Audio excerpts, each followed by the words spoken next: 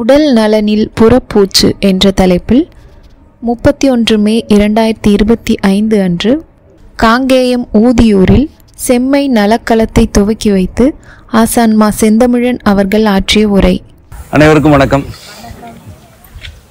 இந்த செம்மை நலக்களம் என்பது புறப்பூச்சு களம். அடிப்படையில் இது ஒரு புறப்பூச்சு களம். பல இடங்களில் இந்த களங்கள் தொடங்கப்பட இருக்கின்றன. முதல் களமாக ஊதியூரில் தொடங்கப்படுகிறது. நம்முடைய அருணுடைய தோட்டத்தில் தொடங்கப்படுகிறது. முதலில் இதோடைய தேவை என்ன என்று நான் முதலில் கூறுகிறேன். அதன் பிறகு இது எவ்வாறு செயல்படும் என்பதனை உரையாடுவோம். புறப்பூச்சு என்பது நம்முடைய மரபொழிப்பட்ட உடல்நலக் கொள்கையில் மிகவும் நுட்பமானது. அதாவது இது ஒரு நுட்பம். நுட்பம் என்பது ஆழத்தில் இருப்பது, ஒரு கருத்துக்கு ஆழ்நிலையில் இருப்பது நுட்பம். இதனை மேலோட்டமாக புரிந்து கொள்ள முடியாது என்றால் அது நுட்பமானது. அது மட்டுமல்ல, அளவில் மிகவும் சிறியது என்பதுதான் நுண்மை என்றால் என்ன? மிகவும் சிறியது இல்லையா? நுண்ணிய என்றால் மிகவும் சிறிய என்று பொருள். மிகவும் சிறிய நுண்ணிய ஆழமான கருத்து தான் நுட்பம். இந்த உடல்நல கொள்கையில் புறப்பூச்சு நுட்பமானது என்று கூறினேன் அல்லவா? உண்மையிலேயே இது ஆழமானது. அளவில் மிக மிக சிறிய அல்லது நுண்ணிய தோல் துளைகளை அடிப்படையாக கொண்டது.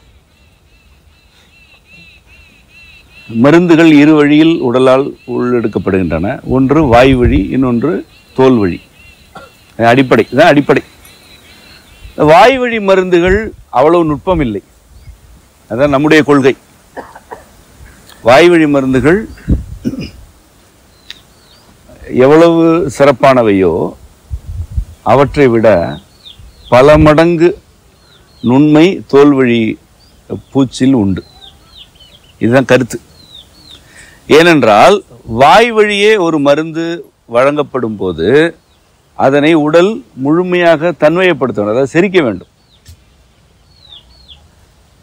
முதலில் வாய் ஏற்றுக்கொள்ள வேண்டும், நாக்கு ஏற்றுக்கொள்ள வேண்டும். அதன் பிறகு செரிமான மண்டலம் முழுவதும் ஏற்றுக்கொள்ள வேண்டும். அது தன்மையப்படுத்தப்பட வேண்டும். அதிலிருந்து அந்த மருந்தின் செறிவு பிரிக்கப்பட்டு உடல் முழுவதும் பரவி அது வினையாற்ற வேண்டும். தோல் வழி அவ்வாறானதல்ல. தோல் மிக நுட்பமாக மருந்துகளை ஏற்றுக்கொள்ளும். ஒவ்வாமை இருந்தால் உடனடியாக வெளிப்படுத்திவிடும். அது ஒரு பூச்சு தோல் மீது பூசப்படுகிறது, அது உடலுக்கு பொருந்தாது என்றால் உடனடியாக அரிப்பு, எரிச்சல் என்ற உணர்ச்சியில் வெளிப்பட்டுவிடும். அதான் நுட்பம். ஆனால் வாய் வழியே வழங்கப்படும் மருந்து ஒவ்வாமையை ஏற்படுத்துவதை புரிந்து கொள்வதற்கே சில நாட்கள் ஆகும், அல்லது சில ஆண்டுகள் கூட ஆகும். அது என்னென்றே தெரியாமல் அதனை தொடர்ந்து உட்கொள்வார்கள். ஆனால் அது ஒவ்வாமை ஏற்படுத்தி கொண்டே இருக்கும். தோல் அவ்வாறு செய்யாது, உடனடியாக வெளிப்படுத்தும். இன்னொரு புறத்தில் உடலில் உள்ள கேடுகளை, சீர்கேடுகளை மிக நீண்ட காலம் பொறுத்திருந்து இறுதிக்கும் இறுதியாக வெளிப்படுத்துவது தோல். இந்த இரண்டு எல்லைகளிலும் தோல் இருக்கிறது. ஒன்று உள்வாங்குதலில் முதல் நிலை, தொல்லைகளை வெளிப்படுத்துவதில் இறுதி நிலை. இந்த இரண்டு எல்லைகளிலும் இருப்பது தோல். ஏனென்றால் அது முதல் அறிவு. ஓரறிவதுவே உற்றறிவதுவே என்பது தொல்காப்பிய இலக்கணம். தோல் தான் உற்றறிவது, அது முதல் அறிவு. முதல் அறிவு ஆழமானது, நுட்பமானது. ஏனென்றால் அது முதல் அறிவு. இந்த ஒன்றாம் அறிவிற்கு அடுத்தடுத்த நிலையில்தான் நாவின் சுவை வளர்ச்சி, மூக்கு, கண், செவி ஆகியன வளர்ச்சி அடைந்தன. ஆறாவது அறிவு மனம். ஒன்றாவது அறிவு தோல், இரண்டாவது அறிவு நாக்கு. இந்த இரண்டு அறிவு நிலைகள் வழியாக தான் மருந்து ஒரு மனித உடலுக்குள் செல்கின்றது. ஒன்று மற்றும் இரண்டு இதுதான் அறிவு. இவை தவிர மூக்கு வழியே செலுத்தப்படும் மருந்து செலுத்தும் முறைகள் உண்டு, கண் வழியே செலுத்தும் முறைகள் உண்டு, காது வழியே செலுத்தும் முறைகளும் உண்டு. ஆனால் அவையெல்லாம் ஒன்றாம் அறிவுக்கு உடன்பட்டவை, அதாவது ஒன்றாம் அறிவாகிய தோல் வழியே செலுத்தப்படும் மருந்துகளுக்கு உட்பட்டவையே. மூக்கு வழியே ஒரு மருந்து ஊற்றப்படுகிறது என்றால் அது உணர்ச்சி அடிப்படையாக கொண்டதுதான். உணர்ச்சி அடிப்படையாக கொண்டது என்றால் அது தோல். கண் வழியே ஊற்றப்படுகிறது என்றால் அதுவும் உணர்ச்சி, அதுவும் தோல். காது வழியே ஊற்றப்பட்டாலும் அது உணர்ச்சி, தோல். ஒன்றாம் அறிவு, இரண்டாம் அறிவு, இது தான் மருந்திற்கான அறிவு நிலைகள். 3, 4, 5 ஆகியன ஒன்றை அடிப்படையாக கொண்டவை. இவற்றையெல்லாம் நீங்கள் புரிந்து கொள்ள வேண்டும். அதாவது ஒரு தொல்லை இருக்கிறது, அது நீங்க வேண்டும் என்று மட்டும் இருப்பவர்களுக்கு இந்த உரை தேவையில்லை. ஆனால் பொதுவாக என்னுடைய உரை கேட்பவர்கள், கேட்க வருபவர்கள் எதையோ கற்றுக்கொள்ள வேண்டும் என்று விரும்புகிறீர்கள். கற்றுத்தருவதுதான் என்னுடைய வாழ்க்கை வினை. ஆகவே நான் இதனை அடிப்படையாக கற்றுத்தரவே விரும்புகிறேன். இந்த தோல் வழி மருந்துடைய அடுத்த சிறப்பு என்னவென்றால், உடல் முழுவதும் பரவ செய்யாமல் எங்கு சிக்கல் இருக்கிறதோ அங்கு மட்டும் ஒரு மருந்தை வழங்க இயலும் என்றால் அது தோல் வழியை மட்டும்தான் இயலும். நீங்கள் வாய் வழியே ஒரு மருந்தை உட்கொள்கிறீர்கள், அது செரிக்கப்படுகிறது, உடல் முழுவதும் எடுத்து செல்லப்படுகிறது. உங்களுக்கு முழங்காலில் ஒரு சிக்கல், அதற்காக நீங்கள் ஒரு மருந்து உட்கொள்கிறீர்கள், அது நேரடியாக முழங்காலுக்கு செல்லாது, உடல் முழுவதும் செல்லும், முழங்காலுக்கும் செல்லும். ஆனால் தோல் புறப்பூச்சி அவ்வாறானதல்ல. முழங்காலுக்கு சிக்கல் என்றால் முழங்காலுக்கு மட்டும் மருந்து, அது அதற்கு கீழே ஒரு அங்குலத்திற்கு கூட இறங்க தேவையில்லை, தொடைக்கு தேவையில்லை என்றால் தேவையில்லை. இது ஒரு தனிச்சிறப்பு இல்லையா? எங்கு சிக்கல் இருக்கிறதோ அங்கு மட்டும் அந்த மருந்து பூசப்படுகிறது. மூன்றாவது, ஆனால் முந்தையவற்றை விட கூடுதல் சிறப்பு என்னவென்றால், உடல் தோல் வழியே வழங்கப்படுபவற்றை உள்ளெடுக்கும் அளவிற்கு திறனுடன் வாய் வழியே வழங்கப்படும் மருந்துகளை எடுத்துக்கொள்வதில்லை. வாய் வழியே வழங்கப்படும் மருந்துகள் எவ்வளவு திறனுடன் செயலாற்ற இயலுமோ அதனை விட மிகுந்த திறனுடன் தோல் வழி மருந்துகள் செயலாற்றும். அது ஏன் என்றால், இங்கு தோல் என்ற உறுப்பு மண்டலத்தின் செரிமானம் என்ன என்று விளங்க வேண்டும். வாய் வழியே ஒரு பொருள் உடலுக்குள்ளே செல்கிறது. அந்த பொருளை செரிப்பதற்கு எச்சில் முதல் தொண்டை குழியில் உள்ளவை, வயிற்றின் பல உறுப்புகளில் உள்ள பல்வேறு சுரப்புகள் வெளிப்பட்டு அந்த பொருளை சிதைத்து செரித்து தன்மைப்படுத்த வேண்டும். அவ்வளவு சுரப்புகள் வேண்டும். இதில் ஏதாவது ஒரு சில சுரப்பிகளில் பற்றாக்குறை இருந்தால் நீங்கள் என்ன மருந்து உட்கொள்கிறீர்களோ அந்த மருந்து முழுமையாக தன்மையப்படாது. இதெல்லாம் மருந்து கொடுக்கும் பொழுது, குறிப்பாக நவீன மருந்துகள் கொடுக்கும் பொழுது பலருக்கு எதிர் விளைவுகள் ஏற்படுகின்றன அல்லவா? அது என்ன அடிப்படை என்றால், இந்த மருந்தை முழுமையாக தன்மைப்படுத்துவதற்குரிய சுரப்பிகள் அந்த குறிப்பிட்ட மனிதருடைய உடலில் பற்றாக்குறையாக இருக்கும். அதை கண்டறிய இயலாது. அதை கண்டறிய வேண்டும் என்று இறங்கினால் அதற்கு ஒரு எல்லையே கிடையாது. ஒரு உணவில் இருந்து ஒரு சான்று கூற வேண்டும் என்றால், ஒரு சிலருக்கு கத்தரிக்காய் உண்ணும்போது ஒவ்வாமை ஏற்படும், அல்லது கோழி இறைச்சி ஒவ்வாமை ஏற்படுத்தும், மீன் ஒவ்வாமை ஏற்படுத்தும், கருவாடு, முட்டை, அகத்திக்கீரை, இது போன்ற இவையெல்லாம் பொதுவாக ஒவ்வாமை ஏற்படுத்தக்கூடியன. ஆனால் அவர்களுக்கு வேறு எந்த சிக்கலுமே இருக்காது வாழ்க்கையில். இந்த சிக்கல் தீரவே தீராது. இந்த பொருட்களை சிதைத்து தன்மைப்படுத்துவதற்கான சுரப்பிகளில் பற்றாக்குறை இருக்கிறது அந்த உடலில். அவ்வளவுதான். அந்த பற்றாக்குறை அப்படியே இருக்கிறது. அந்த பற்றாக்குறை 50-60 ஆண்டுகளாக இருக்கும், அப்படியே இருக்கும். அது ஒரு உயிருக்கு கேடு அல்ல. இந்த பொருளை இந்த உடல் செரிக்காது, அவ்வளவுதான். ஒரு சிலருக்கு பொதுவாக உள்ள உணவுகளே செரிக்காது, எல்லோருக்கும் செரிக்கும். இது நான் முன்னர் கூறியது ஒவ்வாமை, செரிமான சிக்கல் என்று எடுத்துக்கொண்டால் கூட ஒரு சிலருக்கு பச்சரிசி சோறு பலருக்கு செரிக்காது. ஒவ்வாமை ஏற்படுத்தாது, ஆனால் செரிக்காது, மந்தமாகிடும். கேழ்வரகு கூழ் சிலருக்கு செரிக்காது. இதெல்லாம் என்ன அடிப்படை? இந்த பொருளை தன்மைப்படுத்துவதற்கான சுரப்பு அந்த உடலில் இல்லை, பற்றாக்குறையாக இருக்குது. இல்லாமல் போகாது, பற்றாக்குறையாக இருக்குது. இதுதான் காரணம். அதே போல நீண்ட காலமாக புலால் மறுத்தவர்கள் புலால் உணவிற்கு வரும்போது உடனடியாக அந்த உடல் அவற்றையெல்லாம் தன்மைப்படுத்தாது, வாந்தி எடுப்பார்கள், ஒவ்வாமை ஏற்படும், அதன் பிறகு செரிக்காது, செரிமான மந்தம் ஏற்படும். இதனாலேயே பலர் மீண்டும் விலகி ஓடி விடுவார்கள், மீண்டும் காய்கறிக்கு சென்று விடுவார்கள்.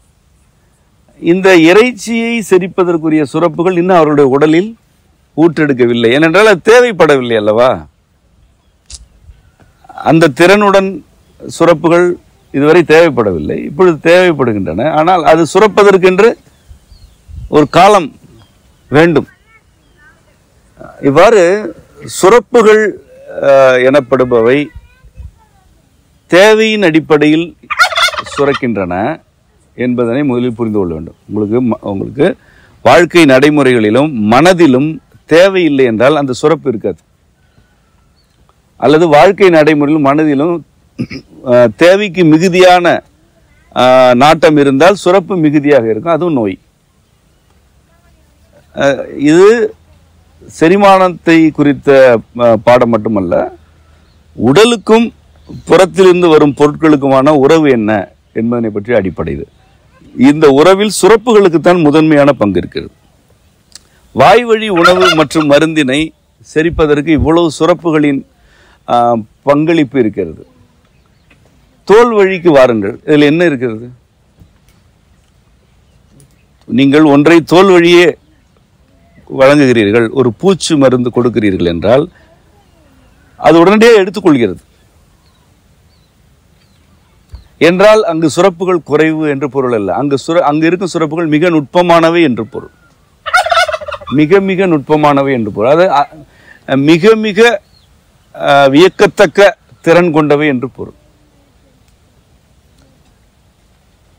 வேர்வை, எச்சில், இந்த இரண்டை மட்டும் எடுத்துக்கொள்வோம்.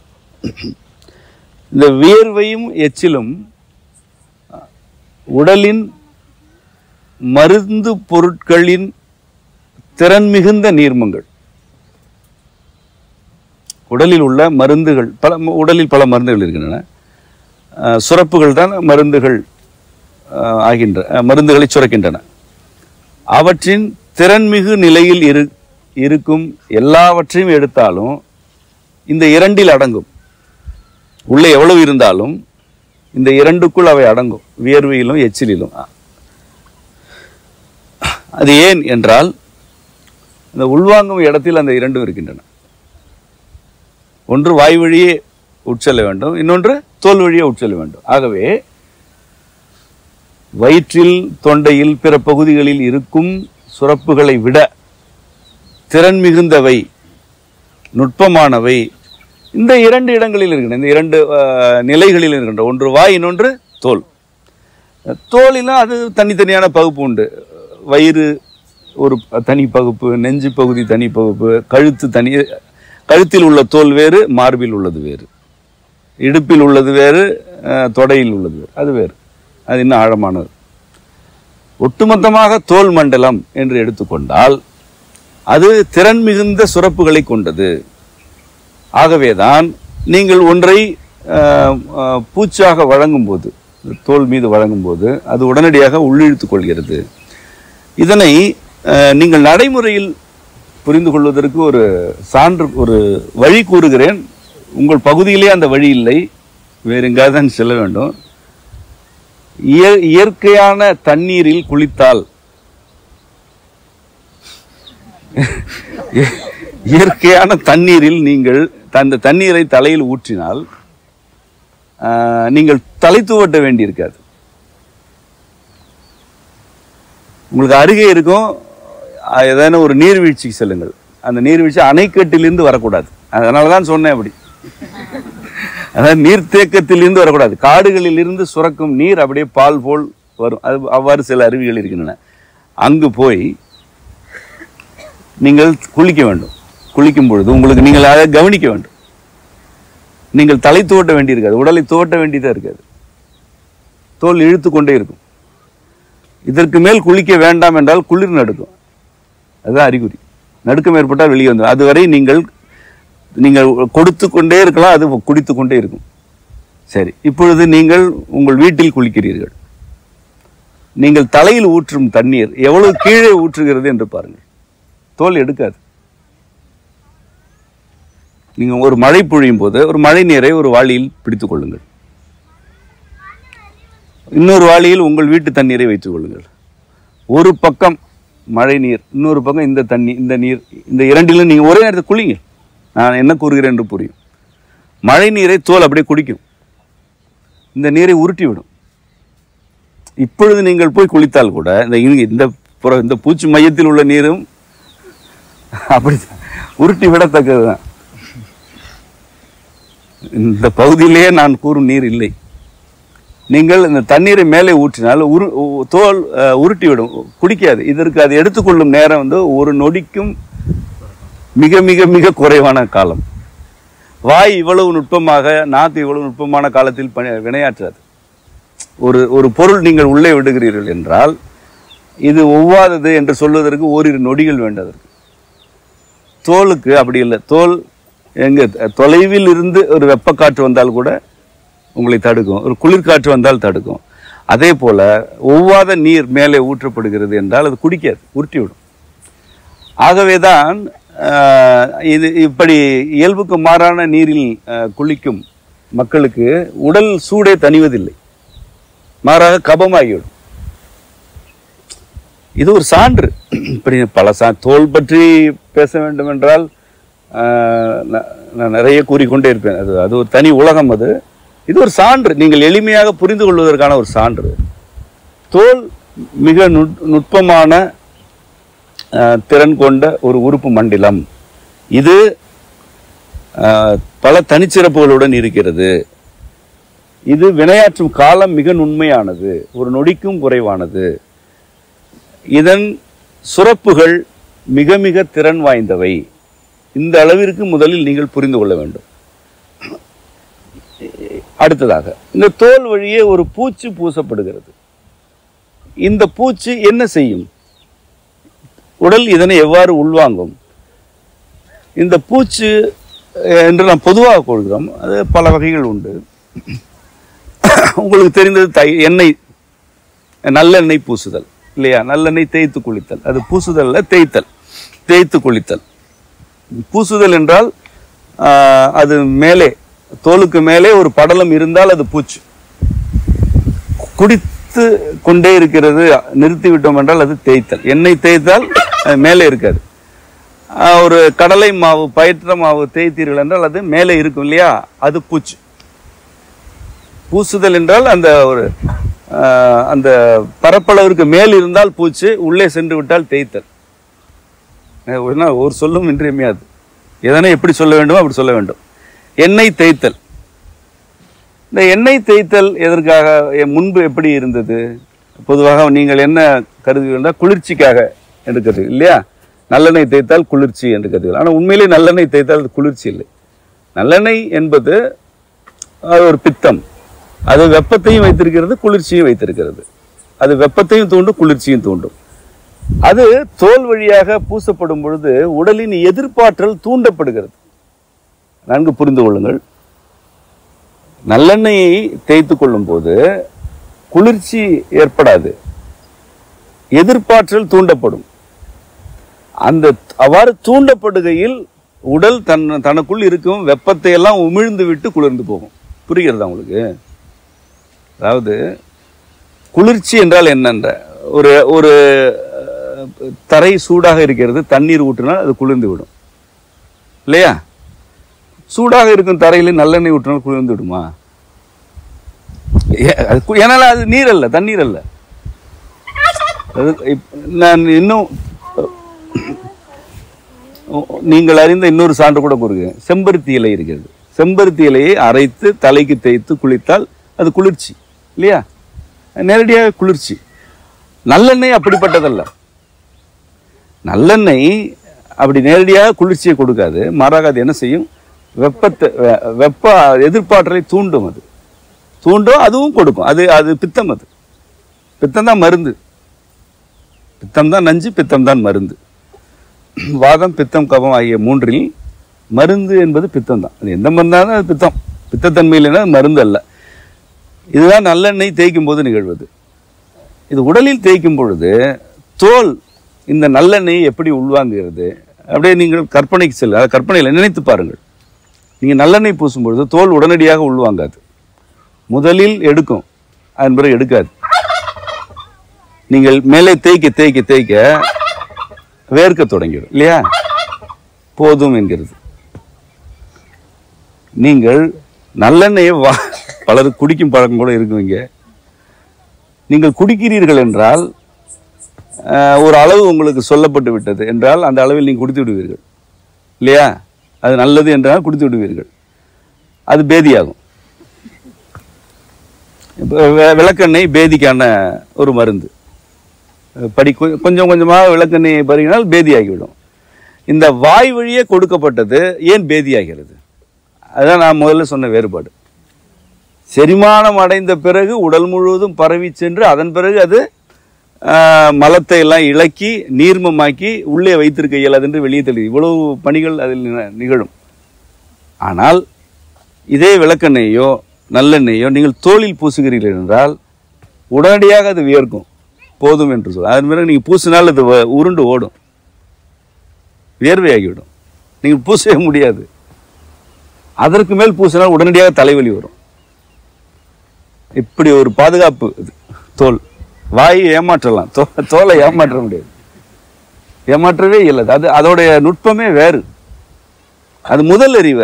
அது முதல் அறிவு என்றால் ஆறாவது அறிவு வரையில் உள்ள எல்லாவற்றையும் ஒன்று உட்கார்ந்து வேடிக்கை பார்த்து கொண்டே இருந்தால் அதற்கு என்ன தெரியாது? 6க்கு அதிகம் தெரியுமா, 1க்கு அதிகம் தெரியுமா? 1க்கு தான் தெரியும்.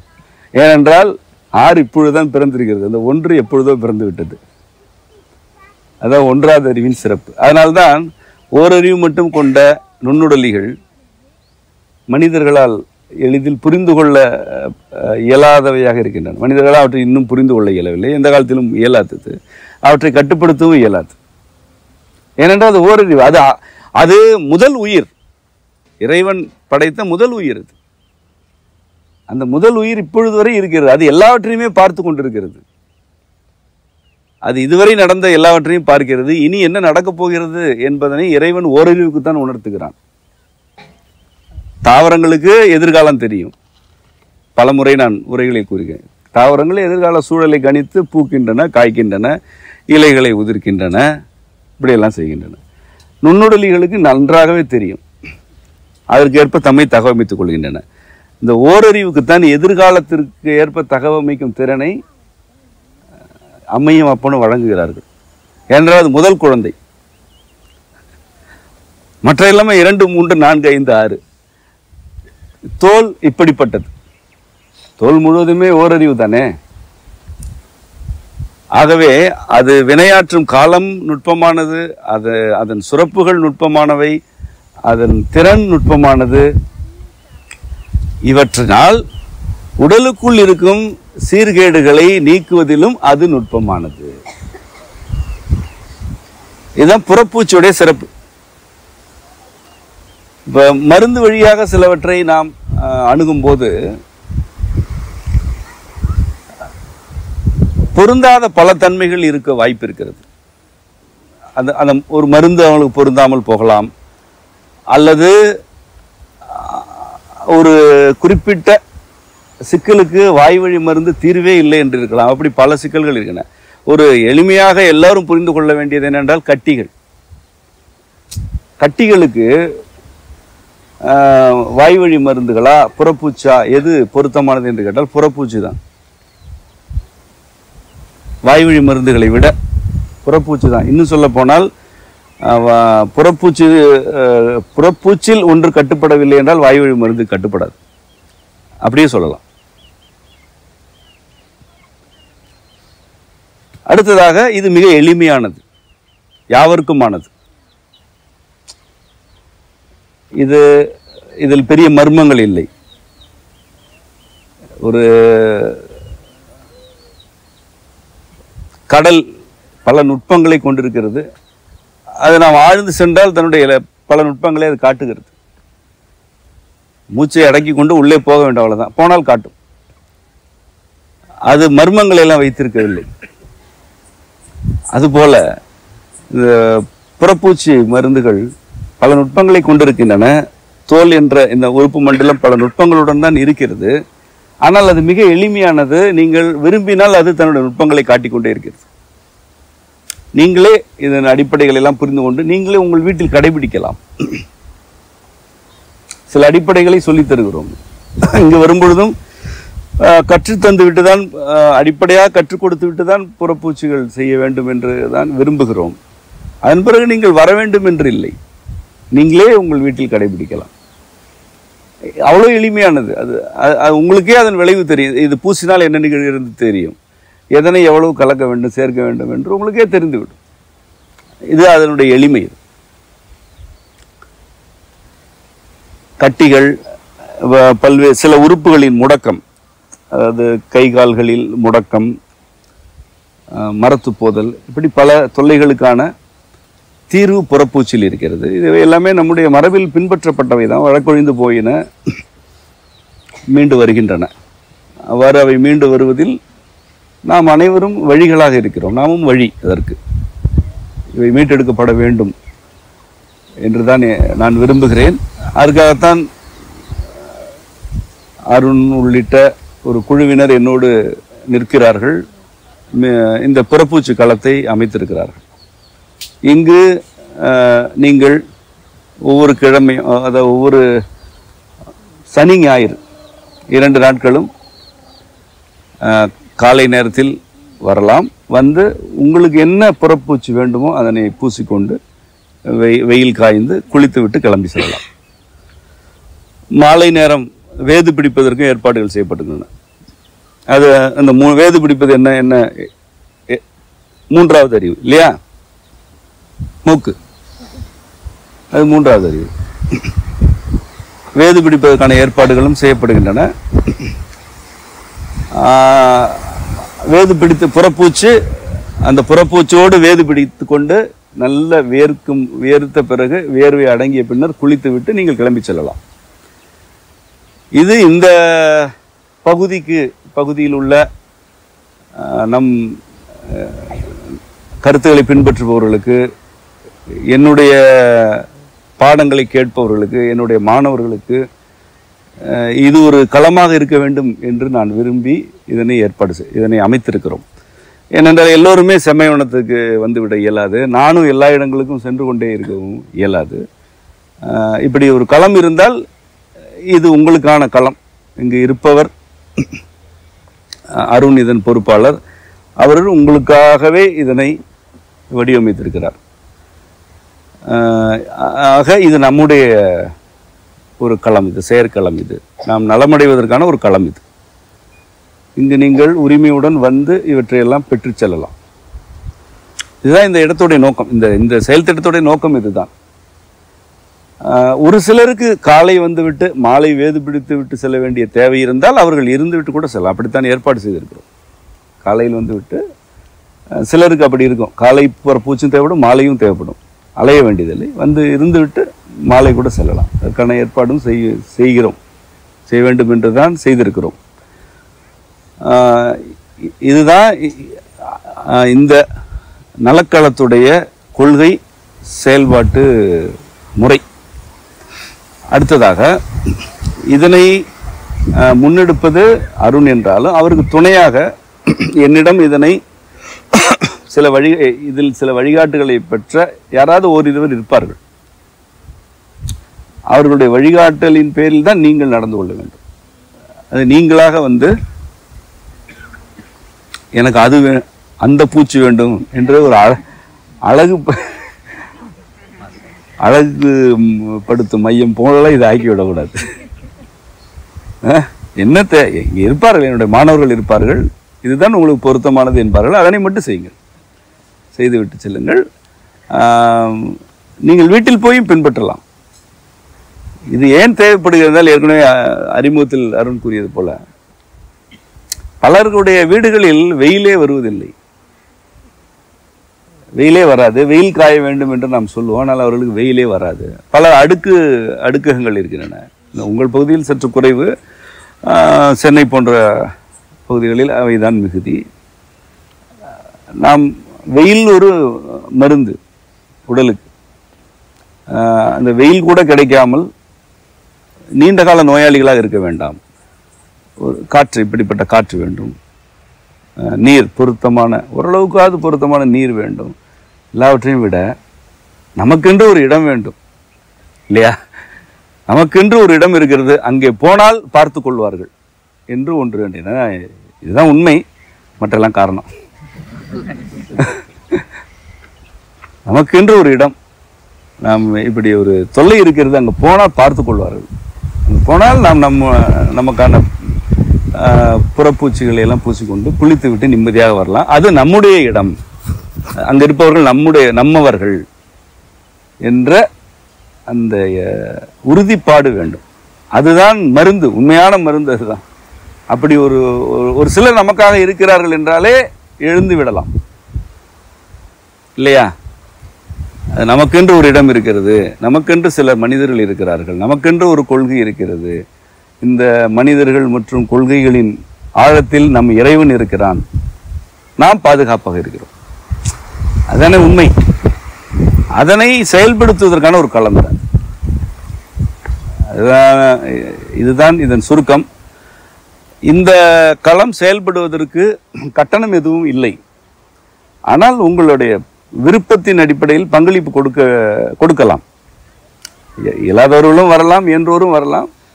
ஒரு கட்டண முறை நம்முடைய எந்த உடல்நல வழிகாட்டலுமே கட்டணம் இல்லை, பங்களிப்பு கூட வாங்குவதில்லை உடல்நல வழிகாட்டலுக்கு. அது உங்கள் அனைவருக்கும் தெரியும். ஆனால் இதற்கு மூலப்பொருட்களாக வாங்க வேண்டி இருப்பதனால் பங்களிப்பு தேவை. இந்த கட்டமைப்பை பராமரிப்பதற்கு பங்களிப்பு தேவை. அது முதலில் கூறியதான், இது நம்முடைய இடம், நாம் தான் இதனை பேண வேண்டும் எனும் பொழுது அதில் எல்லாமே இருக்கிறது. நமக்கானவர்கள் ஒரு செயலில் ஈடுபடுகிறார்கள், அதில் நாமும் எவ்வளவு இயலுமோ அப்படி பங்கெடுத்துக் கொள்வோம் என்று நீங்கள் இருக்க வேண்டும். இது தொடர்ந்து இது செயல்பட வேண்டும். பலர் இங்கு வந்து நலமடைந்து செல்ல வேண்டும். உங்களில் பலர் ஒன்றிணைந்து இதனை மேம்படுத்த வேண்டும். வந்து சென்று அது ஒரு பயன்படுத்தும் இடமாக மட்டுமே இதை அணுகக்கூடாது. குறிப்பாக என் வகுப்புகளில் இருக்கும் மாணவர்களுக்கு தனி பொறுப்பு இருக்கிறது. இப்படி ஒரு செயல் திட்டம் நாம் முன்னெடுக்கிறோம் என்றால் அதில் உங்களுக்கு நேரடியாக பொறுப்பு இருக்கிறது. அதுதான் ஒரு மாணவராக இருப்பதற்கான அடிப்படை. அருண் வந்து ஒரு மாணவர் என்று அவர் எதில் சேரவில்லை என்றாலும் கூட அவர் என்னுடைய மாணவர் தான். வகுப்புகளில் இல்லை. அதாவது அண்டம் எப்படி இருக்கிறது, அணுக்கொள்கை என்றால் என்ன என்றெல்லாம் அவருக்கு தெரியாது. ஆனால் நான் எதை விரும்புகிறேன், அதனை எப்படி செயல்படுத்த வேண்டும் என்று அவருக்கு தெரியும். அண்டம் எப்படி இருக்கு என்று தெரிந்து கொண்டு பக்கத்தில் இருப்பவர் பக்கத்தில் கூட அண்டாமல் இருப்பதுக்கு எதுக்கு படிக்க வேண்டாம். நானே அப்படியான நபர் அல்ல. அந்த கொள்கைகளையும் ஆழ்ந்த கொள்கைகளையும் இறைவன் நமக்கு ஏன் வழங்குகிறான் என்றால் அறிவு திமிரெடுத்து ஆடுவதற்கல்ல, நீ ஒன்றுமே இல்லை என்று நான் புரிந்து கொள்வதற்கு. நீ ஒன்றுமே இல்லை, நீ ஒன்றுமே இல்லை என்று இறைவன் நேரடியாக சொல்லவில்லை.